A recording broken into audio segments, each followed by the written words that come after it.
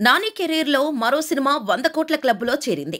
ఇప్పటికీ 'ఈగ', 'దసరా' సినిమాలతో 100 కోట్ల క్లబ్‌లో ఉన్న నాని మూడోసారి 100 కోట్ల క్లబ్‌లో చేరాడు.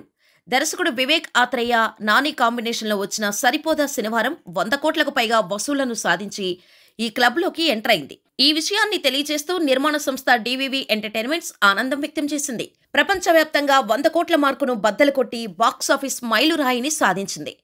ఈ చిత్రం అన్ని చోట్ల విజయవంతంగా దూసుకుపోతూనే ఉంది.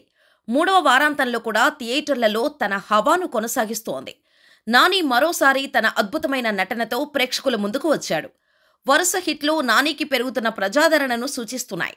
ఎస్జే సూర్య, నానిల మధ్య ఘర్షణ సినిమాకు హైలైట్గా నిలిచింది.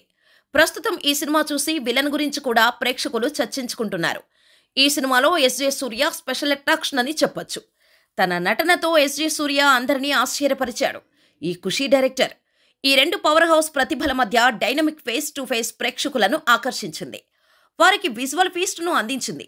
సరిపోదా శనివారం ఇండియాలోనే కాకుండా ఓవర్సీస్లో కూడా స్టడీగా కలెక్షన్లను రాబడుతోంది. నార్త్ అమెరికాలో 2.48 మిలియన్ల గ్రాస్తో ఈ చిత్రం జోన్లో $2.5 మిలియన్ మార్కుకు చేరువలో ఉంది.